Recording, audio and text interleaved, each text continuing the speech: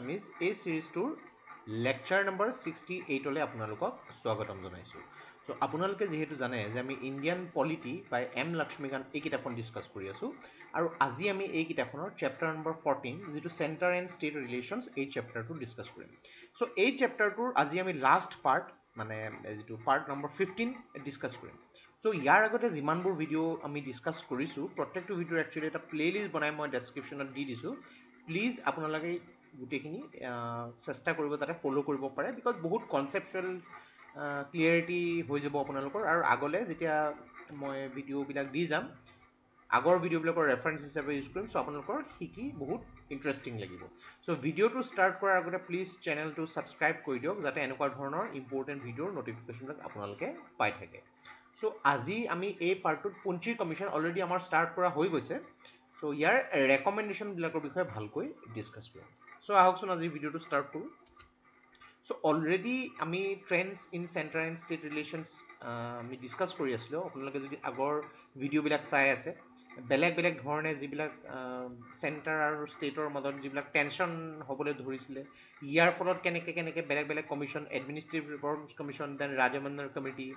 Anandpur Sahib resolution, West Bengal memorandum এইবিলাক হ'বলৈ ধৰিলে। চৰকাৰীয়া কমিশ্যন আমি 1983 কেনেকৈ কৰিছিলে, দেন ইয়াৰ বেচিছৰ ওপৰত আৰ্টিকল 263 যিটো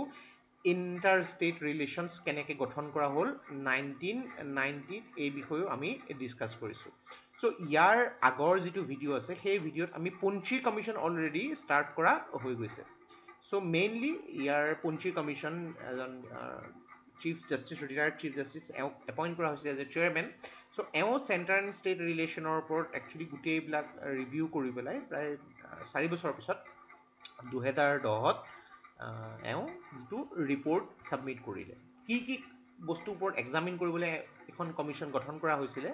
আৰু কি ৰেকমেণ্ডেশ্যন দিয়া হ'ল। চ' ৰেকমেণ্ডেশ্যন যদি আপোনালোকে চাবলৈ যায় 38টা ৰেকমেণ্ডেশ্যন প্ৰায় 3-4 পেজমান লিখি থোৱা আছে। চ' মেইন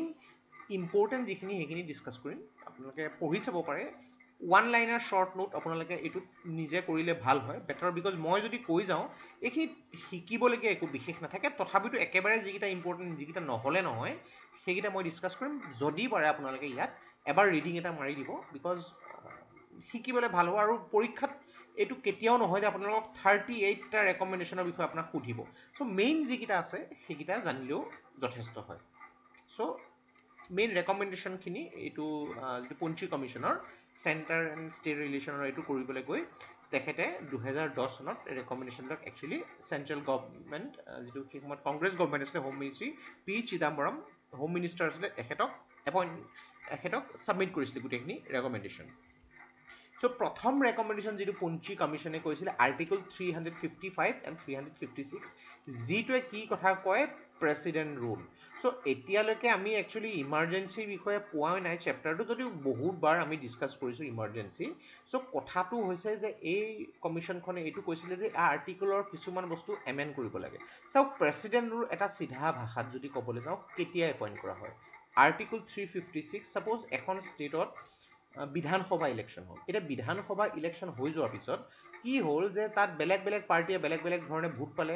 একক সংখ্যাগৰিষ্ঠতা কোনো এটা পাৰ্টীয়ে পোৱা নাই। চ' কি কৰে, আটাইতকৈ বেছি যিটো পাৰ্টীয়ে ভোট পাইছে, গভৰ্ণৰে এওঁলোকক আহ্বান কৰে যে আপোনালোকে চৰকাৰ বনাওক আৰু সময় এটা ধৰি দিয়া হয় যে এইখিনি সময়ৰ ভিতৰত আপোনালোকে সংখ্যাগৰিষ্ঠতা যিটো আছে মিনিমাম যিটো আপোনালোকে সেইটো দেখুৱাব লাগিব। এতিয়া কি হ'ল, যদি কোনো ধৰণৰ এনেকুৱা পচিবিলিটিয়ে নাথাকে যে কোনো এটা পাৰ্টি বা মিলি জুলি পেলাই তেওঁলোকে চৰকাৰ বনাব পাৰে, চ' এনেকুৱা ক্ষেত্ৰত ডাইৰেক্টলি আৰ্টিকল 356 এপ্লাই কৰি পেলাই প্ৰেচিডেণ্ট ৰুল এপ্লাই কৰিব পাৰে। চ' এইখিনি সময়ত কি হ'ব, মন্ত্ৰীসভাখন এক্সিষ্ট নকৰিব। অ'কে, চ' এইটো হ'ল প্ৰেচিডেণ্ট ৰুলৰ প্ৰথম ক্ৰাইটেৰিয়া। নেক্সট যিটো হৈছে আৰ্টিকল 365, এইটোৰ দ্বাৰা কি কৰিব পাৰি, ছাপ'জ চেণ্টাৰে কিছুমান অৰ্ডাৰ দিছে, কিছুমান ডাইৰেকশ্যন দিছে, কিন্তু ষ্টেটে মানি ল'বলৈ বিচৰা নাই, যিটো কনষ্টিটিউশ্যন হিচাপে নিজেই নিজৰ মতে কৰিম বুলি ভাবি আছে, এনেকুৱা ক্ষেত্ৰতো কিন্তু প্ৰেচিডেণ্ট ৰুল এপ্লাই কৰিব পাৰি। কিন্তু প্ৰেচিডেণ্ট ৰুল এপ্লাই কৰিবলৈ হ'লে প্ৰথম কথা এনেই ঘপককৈ এপ্লাই কৰি দিব নোৱাৰে, যিটো আগতে আছিলে 1976ৰ আগত ইন্দিৰা গান্ধীয়ে যিটো একচুৱেলি কৰোৱাইছিলে বুলি কোৱা হয় বেলেগ বেলেগ জেগাত বহুত ক্ষেত্ৰত, বহুত কণ্ট্ৰভাৰ্চিও হৈ গৈছিলে এইটো লৈ পেলাই। চ' ইয়াৰ পিছত বহুত ধৰণৰ ছেফ গাৰ্ড দিয়া হ'ল, জুডিচিয়েল ৰিভিউৰ কাৰণেও কৰা হ'ল যে প্ৰেচিডেণ্ট ৰুলটো জুডিচিয়েল ৰিভিউ আণ্ডাৰ এম্বিটত আহি যায়। সো এটা মেইনলি কথাটো হৈছে যে প্ৰেচিডেণ্ট ৰুল কৰিবলৈ হ'লে দুয়োখন হাউচ লোকসভা বা ৰাজ্যসভাৰ পৰা উইদিন 2 months চিম্পল মেজৰিটিৰ পৰা এপ্ৰুভ হ'ব লাগিব যে প্ৰেচিডেণ্ট ৰুল এপইণ্ট কৰিব লাগে আৰু প্ৰেচিডেণ্টে যিকোনো এটা মুহূৰ্তত এইটো ৰুল যিটো প্ৰেচিডেণ্ট ৰুল চলি আছে উইথড্ৰ কৰি ল'ব পাৰে ইয়াৰ কাৰণে আকৌ বেলেগকৈ কোনো এখন হাউচৰ পাৰ্মিশ্যন নালাগে চ' এইখিনি হৈছে বেছিক কথা চ' এই কথাটো কৈছে যে প্ৰেচিডেণ্ট ৰুলটো যাতে মিছ ইউজ কৰা নহয় আৰু ষ্টেটৰ ইণ্টাৰেষ্টৰ ক্ষেত্ৰতহে ইউজ কৰে চেণ্টাৰে এই কথাটো কৈছে আৰু কথাটো কেনেকুৱা এখন ষ্টেটৰ বহুত কিছুমান এৰিয়া থাকে তাৰ ভিতৰত যিবোৰ স্পেচিফিক ট্ৰাবল এৰিয়া এইবিলাকে যাতে জুৰিছডিকশ্যনৰ আণ্ডাৰত আনিব লাগে আৰু যদিও এইটো এপইণ্ট কৰে প্ৰেচিডেণ্ট ৰুল এজন এজেণ্টৰ থ্ৰুদি তেওঁ কৰে বা home secretary of the state so' কথাটো হৈছে যদিও প্ৰেচিডেণ্ট ৰুল অনা হয় বহুত ব্ৰিফ পিৰিয়ডৰ বাবে যাতে আনে 3 মাহতকৈ বেছি যাতে নহয় অ'কে চ' ইয়াত যিটো কৈছে যে কমিশ্যনে বিভিন্ন ধৰণৰ ইমাৰ্জেঞ্চি প্ৰভিজনৰ যিটো আৰ্টিকল 356 আৰু আৰ্টিকল 355ৰ বিষয়ে মেনশ্যন কৰিছে লোকেলাইজ ইমাৰ্জেঞ্চি কথা ইয়াত মেনশ্যন কৰা হৈছে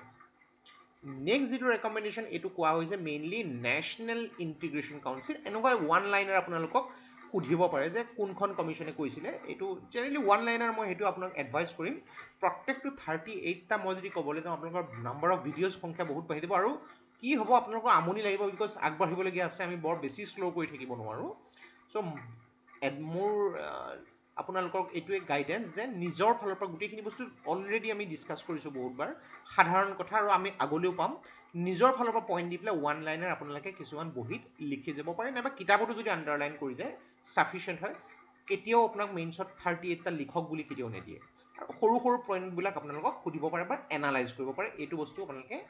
চাই ল'লে ভাল হয় চ' যিকেইটা ইম্পৰ্টেণ্ট হয় সেইকেইটা মই ইয়াত ডিছকাছ কৰিছোঁ so' national integration council mainly internal ছিকিউৰিটিৰ ওপৰত যিটো ডিপেণ্ড কৰে পুঞ্চি কমিশ্যনে কৈছিলে যে সেইটোক এটা প্ৰমিনেণ্ট ষ্টেটাছ দিব লাগে সেইটো নেশ্যনেল ইণ্টিগ্ৰেশ্যন কাউন্সিল গঠন কৰিব লাগে আৰু এই কাউন্সিলখনে এনুৱেলি যাতে এটলিষ্ট এবাৰ লগ হয়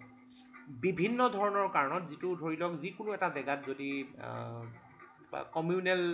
ভাইলেঞ্চ হৈছে কমিউনেল এফেক্টিভ হৈছে তাত 5জন মেম্বাৰ এখন ডেলিগেশ্যন পঠাই পেলাই সেইটো ৰিভিউ কৰিব পৰা যায় এইখিনি কথা মেনশ্যন কৰিছে নেক্সট যিটো কনকাৰেণ্ট লিষ্টৰ ছাবজেক্টৰ বিষয়ে আমি অলৰেডি ডিছকাছ কৰিছোঁ এটা থাকিব ইউনিয়ন লিষ্ট এটা ষ্টেট লিষ্ট আৰু কনকাৰেণ্ট লিষ্ট যিটো ষ্টেট আৰু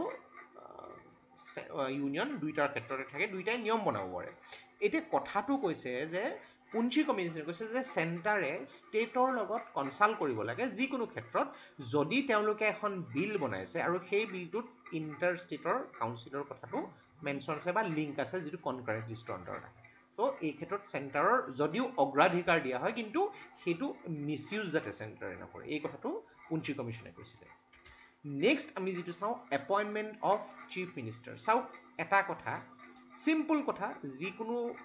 এখন ৰাজ্যত বিধানসভা ইলেকশ্যন হ'ল এতিয়া বিধানসভা ইলেকশ্যনৰ পিছত কি হ'ব ছাপ'জ এটা পাৰ্টীয়ে 50+1 মানে 50% + 1 ভোট যদি পাই গৈছে অকলেই পাই গৈছে তেনেহ'লে কোনো কথা নাই কোনো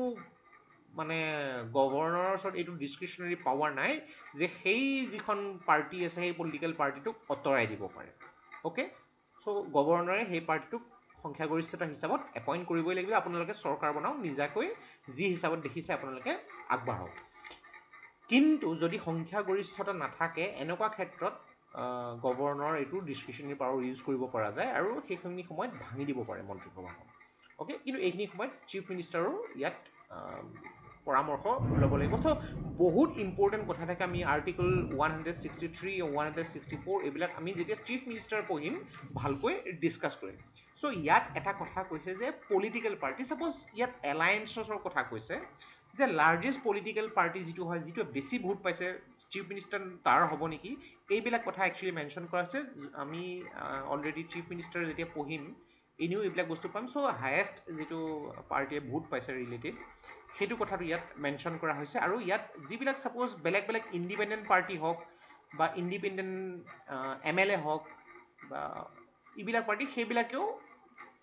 যি হয় এটা পাৰ্টিকুলাৰ পাৰ্টিক ছাপোৰ্ট কৰিব পৰা যায় চ' মেইনলি কথাটো এইটোৱে বুজি লওক যে 50%+1 ভোট পালেহে যিকোনো এটা পাৰ্টি নাইবা মাল্টিপুল পাৰ্টি বা এটা টীমে চৰকাৰ বনাব পাৰিব সেই কথাটো ইয়াত মেনশ্যন কৰি দিয়া হৈছে নেক্সট যদি আমি যাওঁ প্ৰেচিডেণ্টছ পকেট ভেটো বেলেগ বেলেগ যিটো ভিটো পাৱাৰ আমি প্ৰেচিডেণ্টৰ ক্ষেত্ৰত আছে ভাৰতৰ প্ৰেচিডেণ্টৰ ক্ষেত্ৰত কোৱালিফাইড ভিটো পাৱাৰ এবছলিউট ভেটো পকেট ভেটো যিটো আছে যে ছাপ'জ যিকোনো এখন বিল সেই বিলখন প্ৰেচিডেণ্টৰ ওচৰলৈ আহিছে আৰু প্ৰেচিডেণ্টে যদি সেইটো উইথহেল্ড কৰি থৈ দিয়ে একো ৰিপ্লাই দিয়া নাই চ' এইটো প্ৰেচিডেণ্টক ক'ব নোৱাৰে যে কেতিয়া ৰিপ্লাই দিব চ' পকেট ভেটোটো প্ৰেচিডেণ্টৰ ক্ষেত্ৰত বেলেগ হয় US প্ৰেচিডেণ্টৰ ওচৰত কিছুমান পকেট ভেটোটো লিমিটেড হয় এটা পাৰ্টিকুলাৰ টাইম বান্ধি দিয়া হ'ব এইটো একজেক্টলি মোৰ মনত পৰা নাই এতিয়া যেতিয়া আমি ডিছকাছ কৰিম প্ৰেচিডেণ্টৰ পকেট ভেটো তেতিয়া আমি সেইটো ডিছকাছ কৰিম চ' পকেট ভেটো প্ৰেচিডেণ্টৰ দিয়াৰ ক্ষেত্ৰত এইটো লাৰ্জ হয় মানে কেনেকুৱা ছাপ'জ ষ্টেটৰ যিকোনো এখন বিল প্ৰেচিডেণ্টৰ ওচৰলৈ গ'ল প্ৰেচিডেণ্টে সেইখন ৰিভিউ কাৰণে পঠিয়াই দিব পাৰে আৰু ছাপ'জ ষ্টেটে আকৌ সেইখন উইদাউট ছাপ'জ মডিফিকেশ্যন বা উইথ মডিফিকেশ্যন যদি পঠিয়ায় প্ৰেচিডেণ্ট ইজ নট বাউণ্ড যে সেইখনৰ ওপৰত চহী কৰিবই লাগিব এইটো মেইন এবছলিউট ভেটোৰ কথা আহি যায় কিন্তু পকেট ভেটোৰ এইটোত যিটো হয় প্ৰেচিডেণ্টৰ যদিও পকেট ভেটো থাকে কিন্তু এনেকুৱা ক্ষেত্ৰত ষ্টেটক উইদিন 6 months এইটো জনাব লাগে কমিউনিকেট কৰিব লাগে যে কি কাৰণৰ ওপৰত বেছ কৰি এই ভিটো পাৱাৰ প্ৰেচিডেণ্টে ব্যৱহাৰ কৰিছে এই কথাটো মেনশ্যন কৰি দিয়া হৈছিলে পুঞ্চি কমিশ্যনত নেক্সট যিটো কথা কোৱা হৈছে যে appointment and removal of গভৰ্ণৰ্ছ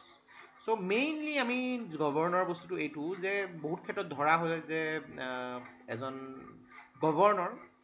চেণ্ট্ৰেলৰ agent হিচাপে ধৰা হয় বহুত বাৰ বহুত প্ৰব্লেম হৈ গৈছে 1960s 70sত চ' এইটো কোৱা হৈছে যে গভৰ্ণৰজন এক্টিভ পলিটিক্সৰ পৰা আঁতৰি থাকিব লাগে আৰু তেওঁ এপইণ্টমেণ্টৰ 2 বছৰ মিনিমাম আগৰ পৰা তেওঁ কোনো ধৰণৰ লোকেল লেভেলে হওক বা যিকোনো ধৰণৰ এক্টিভ পলিটিক্সৰ পৰা আঁতৰি থকাটো ভাল হয় চিফ মিনিষ্টাৰজনৰ এই ক্ষেত্ৰত গভৰ্ণৰৰ এপইণ্টমেণ্টৰ ক্ষেত্ৰত কনচাল্ট কৰিব লাগে তেখেতৰো নিজৰ ক'বলগীয়া কথা থাকিব পাৰে বিকজ এটা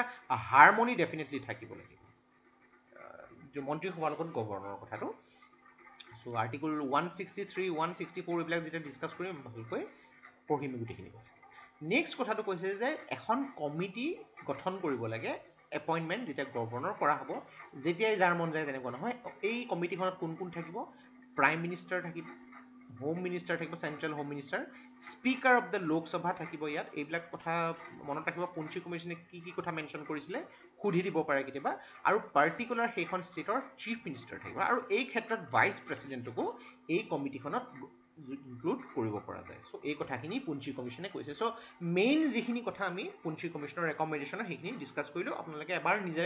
ৰিডিং এটা মাৰি দিলে এইটো ভাল হয় সৰু সৰু পইণ্টবোৰ ক্লিয়াৰ হৈ যাব এনেও এইবোৰ বৰ কমপ্লিকেটেড পইণ্ট নহয় কিন্তু বেছিকৈ ডিছকাছ কৰি থাকিবলৈ গ'লে আমাৰ সময়ো বহুত গুচি যাব আৰু আগবাঢ়িবলৈ বহুত বাকী আছে চ' ইয়াৰ লগতে আমি এই যিটো chapter number 14 centre and state relations after fundamental rights আপোনাৰ one of the largest chapter